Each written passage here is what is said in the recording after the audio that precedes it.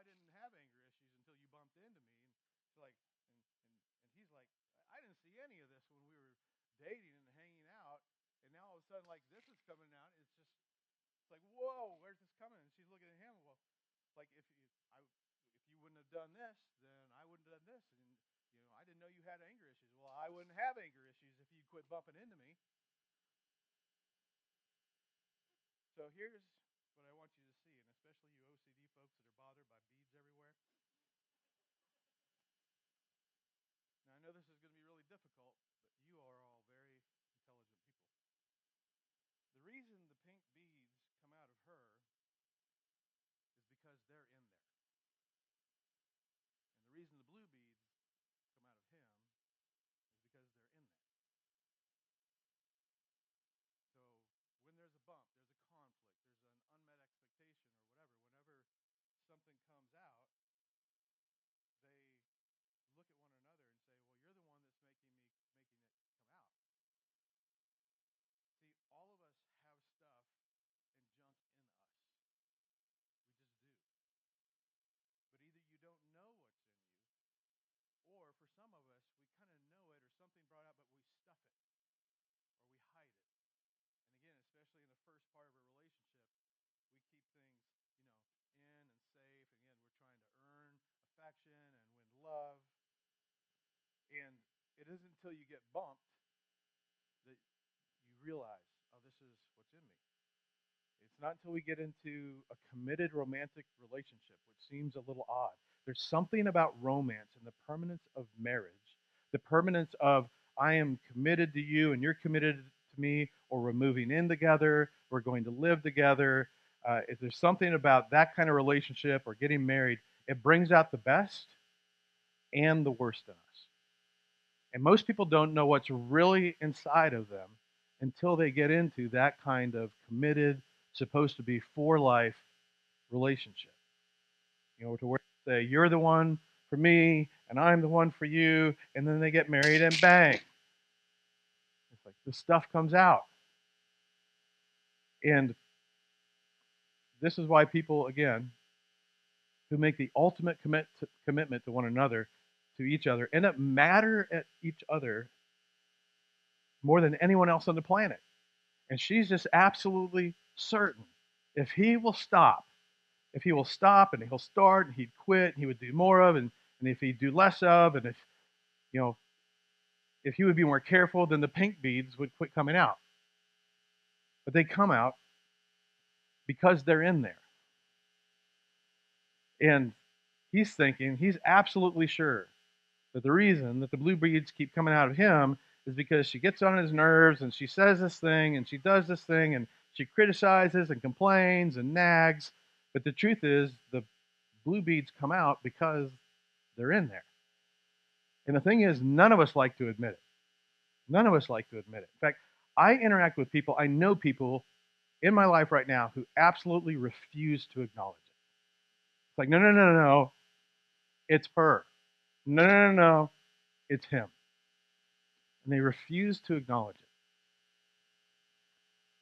And what most of us do when stuff comes out of us that we don't like, what we naturally do is we blame the other person. We blame the other person we're in a relationship. We point our fingers at the person who we stood before God, friends, and family and said, I love this person more than anyone else on the planet. And then this comes out of us. But the reason it comes out of us is because it's in us. And there's something about a romantic relationship that brings it out like no other relationship. And to prove my point, I'm tempted to ask you to raise your hand if you know what I'm talking about, but I'm afraid beads will be flying everywhere. So here's the question: what do we do? And the answer is simple, but most of us don't do it. In fact, when I explain, say what the simple thing is, most of us don't want to do it. Because to do it would require us to quit pointing our finger at the person that we're blaming for knocking the beads out of us and own our beads. We have to learn to acknowledge and pay attention to what's going on inside of us. The writer of the Proverbs, the wisest guy who'd ever lived before Jesus, He, he knows everything. He's written a lot of stuff. Many of you have read from the book of Proverbs. He wrote the majority of the book of Proverbs. He talks about money and relationships and kings and work ethic and all these different kinds of things. The Song of Solomon is all about sex. They don't do Song of Solomon in kids' life. Ecclesiastes is all about how you get old, and when you get old, life seems futile, and what's the point? And he says, with above all of that, he says, above all else, everything I've ever written or said, which means this is more important than anything I've ever said or done, said before. Do this. Guard your heart. For everything you do flows from it, which means pay attention to what's going on the inside.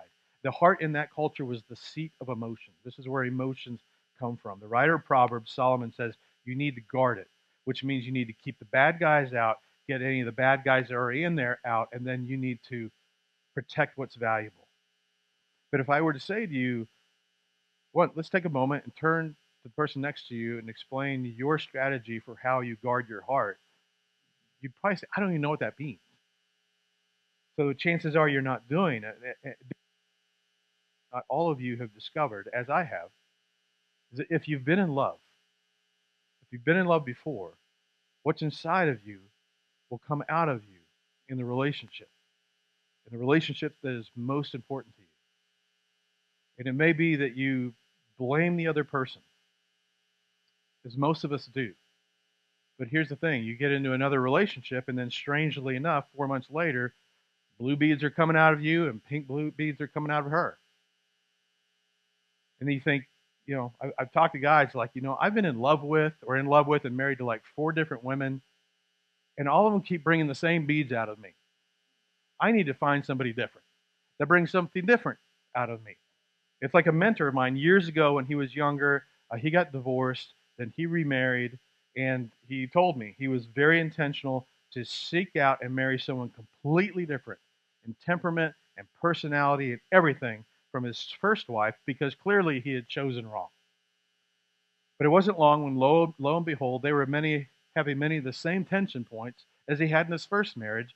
And by God's grace, he was able to have enough awareness to go, the common denominator was him. See, we're not very good at monitoring our heart. What we're really good at is monitoring our partner's behavior. Right? Like, we're really good at seeing what they do or do or don't say, and pointing out the things they should and shouldn't do and shouldn't say. We're great at monitoring their behavior, but we're horrible at monitoring our hearts. Both are very, very important. So let me tell you how they are connected. See, in your relationship with the person you love the most, you want to feel a certain way. All of us do. You want to feel unconditionally loved. You want to feel unconditionally accepted. You want to feel pretty. You want to feel attractive. You want to feel competent. You want to feel respected. You want to feel cherished.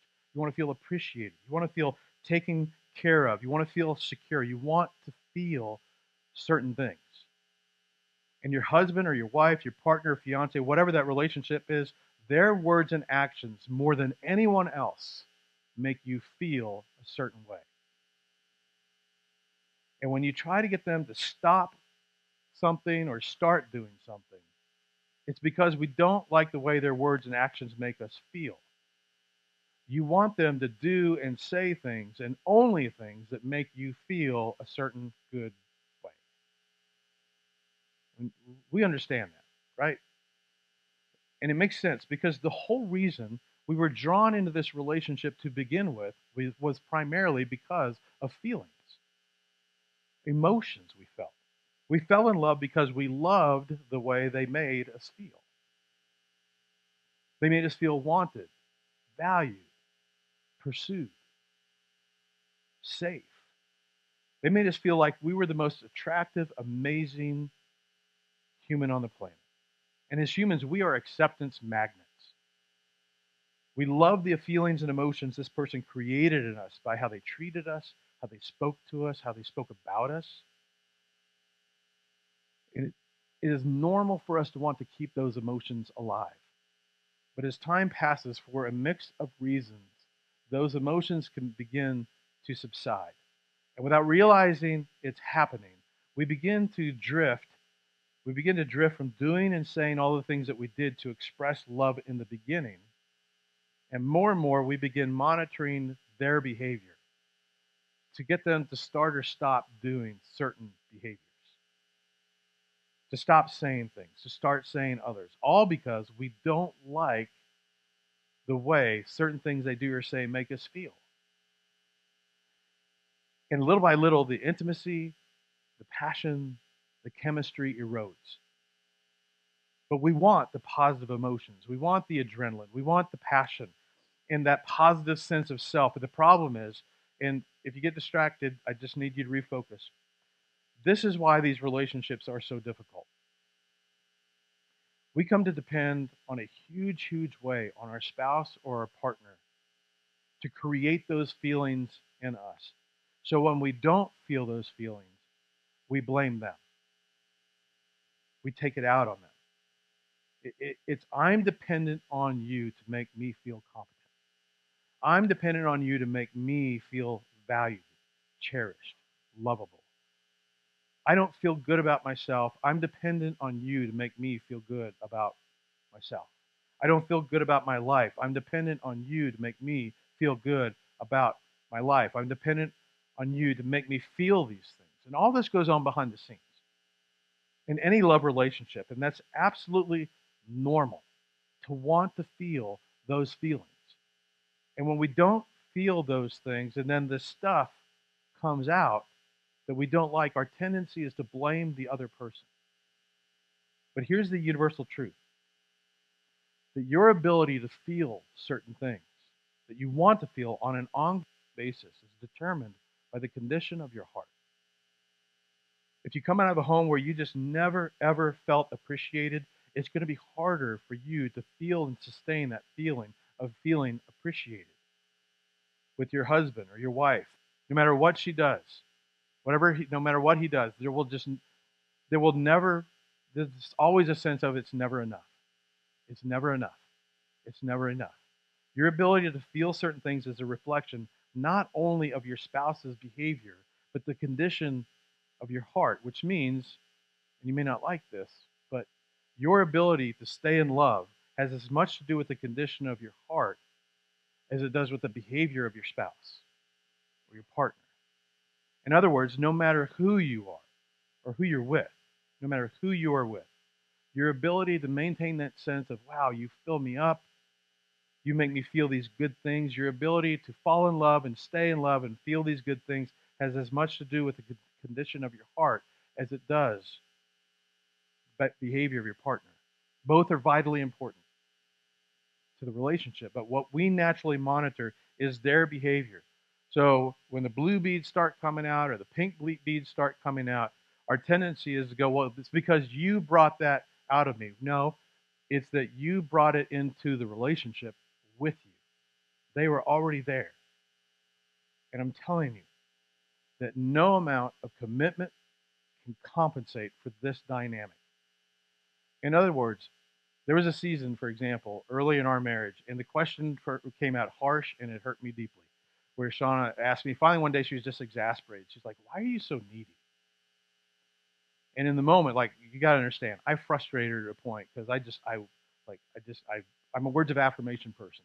And I just, like, hey, do you see this? You this? Are you aware of this? Like, and in the moment, as hard as it was, later on, when I was able to actually dig in and do some business, I was able to really realize, no, there was some things that I grew up with that just made a hole so big in my bucket. It didn't matter how much she poured in. It was never going to be enough.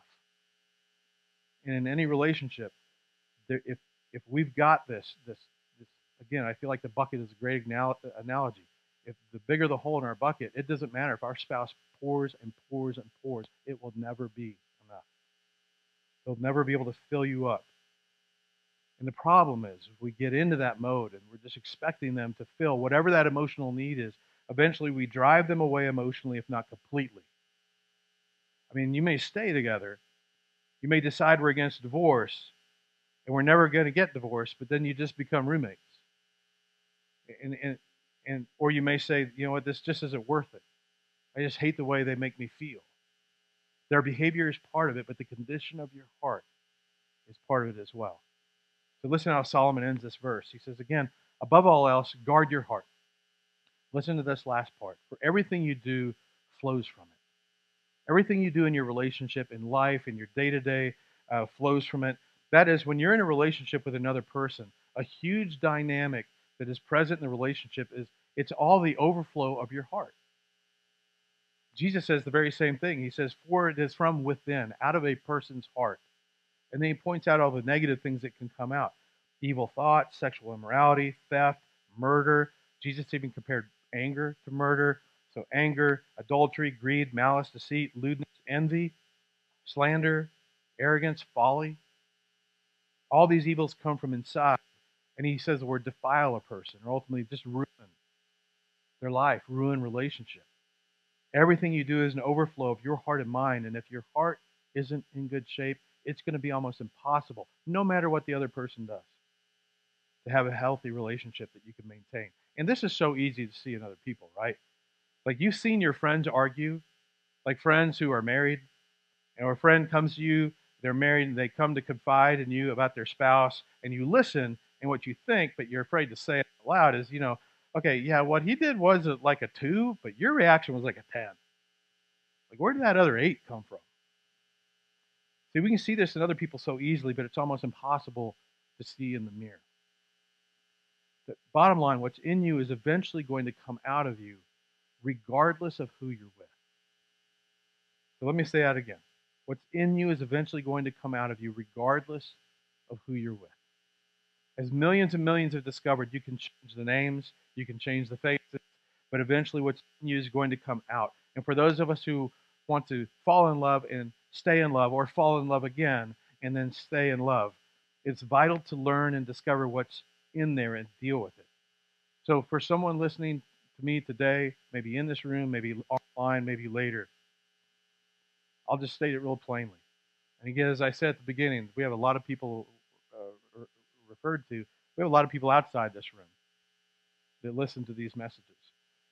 So it'll be all of them. All of you have it together.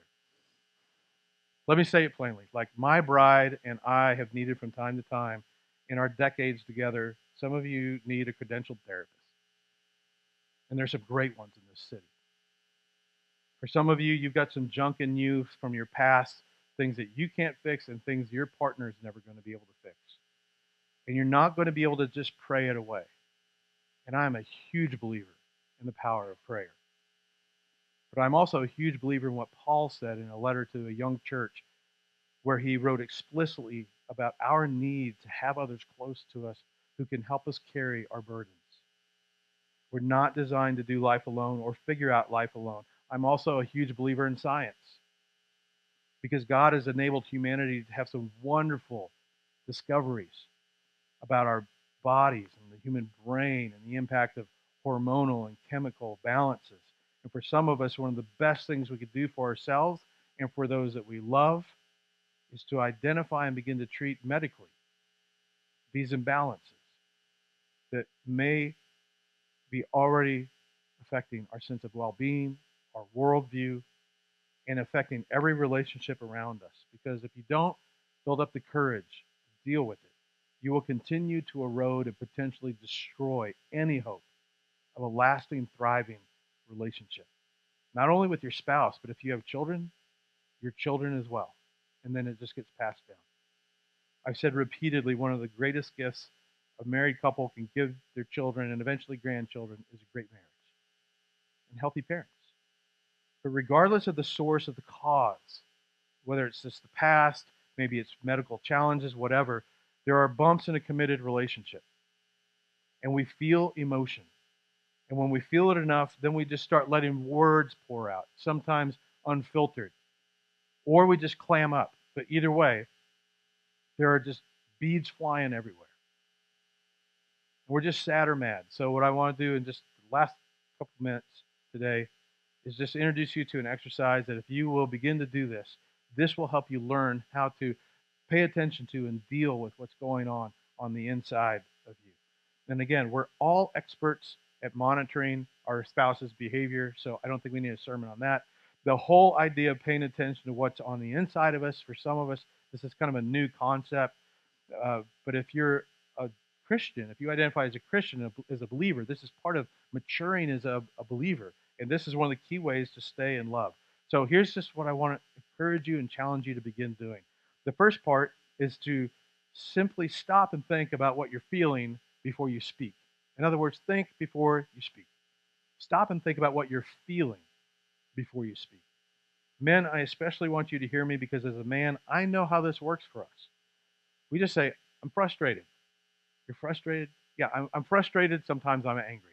That's it? That's your like two emotions? No. Happy. I'm happy, frustrated, or angry. That's it. Like that. That's just like as deep as we go. That's sort of where we live. This is a little bit easier, I feel like, for ladies because they're more emotionally intuitive, not because they're more emotional. In fact, I would say as men, we're so emotional, we're scared of our emotions. So we're just, I'm happy, frustrated, or mad. Just give me a sandwich, whatever. There's extraordinary power in about what I'm about to share as an exercise. And men especially, I just want to help expand our vocabulary. So step one before we react is name our emotion. Name exactly what you're feeling. Like you and your spouse, you and your partner, like you hit a bump, some beads come out. So all of a sudden, your natural response is to withdraw and clam out, or it's to become the volcano and just let it all out. Just pause. What exactly did he or she make me feel? What specific emotion did that surface in me? So here's just some examples. Expand our vocabulary. We already got one. Anger, because we all know that one. Left out. I just feel left out. Embarrassed. Like she corrected or criticized me again and in front of other people. So we say, I'm mad. Well, I know you're mad, but why? Well, because I just feel like I'm embarrassed. That's a good one. Unappreciated. Ladies, just like I get so mad at him sometimes, I just want to smother him with a pillow. He just frustrates me to death. Okay, but what is that? I just don't feel appreciated. And men, same thing. She complains about something. You're like, wow, you've got the gift of monitoring my behavior on the one thing that I did or didn't do. But what about the other 10 things that I did do for you or for our family? Like, where's the appreciation? I feel unappreciated. I feel ugly, unlovable. Like when you say that, you do that, it just makes me feel like I'm unlovable. I feel like a failure. Like I know you're just proud of your brother-in-law, but every time you start talking about his accomplishments and all the trips and things they've been able to take that and been able to do, I just find myself getting angry. And it's not that I don't like him. Well, what is it? I feel like you feel like I'm a failure. I think you feel like I haven't accomplished much. You just need to surface that and hang on to that. I'll tell you what to do with it in just a second. I feel old. I feel stupid. I feel lonely. I feel abandoned. Like I just feel like you've abandoned me. I feel scared. Like I hate to admit it, I just feel scared. Or I feel out of control. I feel betrayed. I just feel like you've betrayed me. I feel picked on. I just feel like whenever we get in these arguments that you're just bullying me. I feel picked on. Or to be honest, I just think I'm jealous. Jealousy is really hard to see in the mirror. You don't ever like to admit it. When your sister comes around, she's able to wear all those clothes that I can't wear. I know I'm critical over all these different things about her, but I'm just jealous or disrespected. I'm just feeling insecure. What is it exactly that you're feeling? This is guarding your heart. This is protecting your heart. This is paying attention and monitoring your internal life. This is guarding what is about to come out and guarding what's about to be unleashed out onto someone that you love. So identify it, name it. And then I want you to say it out loud, but just to yourself. I'm jealous. That's what I feel, or I feel like a failure. That's what this is. When he comes around, I hear him telling all these stories. I feel like a failure. And now you're getting somewhere. Now you're beginning to discover and pinpoint what's already in you. The emotions. And emotions like this that stay buried become powerful. And they begin to drive your behavior and how you interact, especially with the people you love the most. To drive what you say and don't say. They send you into a funk, into where you can't talk to anybody. And you clam up and go into your cave, or you just blow up. And it drives it.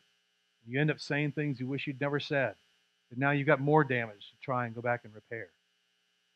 But you start unearthing them and naming them out loud. You know what begins to happen? They begin to lose their power. Suddenly, she bumps into you, and you realize, you know what? That's a me issue. That's not a her issue. For me, that's a Chad bead. That's not a Shauna bead. Put that back in mind. Because you do this, they lose their power because you realize, this has, in fact, this maybe has nothing to do with them. It's just something they did or said or whatever, and it just triggered something. Maybe you may not even have memory about what that's connected to. But you discover that much of what you feel is actually stuff that you brought into the relationship with you, with your husband, your wife, your boyfriend, your girlfriend, your fiance. It's just something about the words and actions in that kind of relationship that seems to surface them, but it was something that was already there. I'm telling you, there's huge freedom when you begin to discern the difference between what they said and did and what you feel. But as long as it's just kept buried or secret or not dealt with, it will be a problem. It will drive a deeper, deeper wedge between you and the person that you want to have a committed, loving relationship with for the rest of your life. So you got to name it. And one of the fascinating things is the reason why so many of us are afraid of identifying this in us and owning it and saying out loud, is because if we do that, it's going to lose its power. But here's the bigger thing: we're going to lose our excuses. And the truth is, for some of us, I kind of want to stay mad at them. This is something my wife and I talked about, just because of with her temperament or whatever. We've been in a moment where suddenly she'll realize she's wrong, and in the moment, and suddenly we're talking about another subject. Like, whoa, whoa, what just happened here? We were talking about this other thing,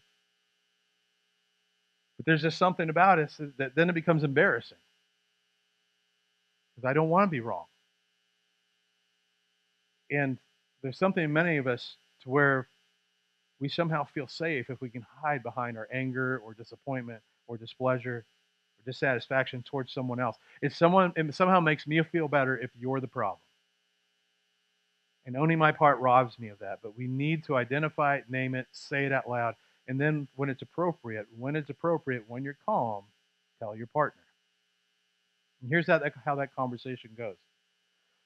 Mr. Mugg goes to Mrs. Mugg and says, you know what, when you say this certain thing, this is how this makes me feel.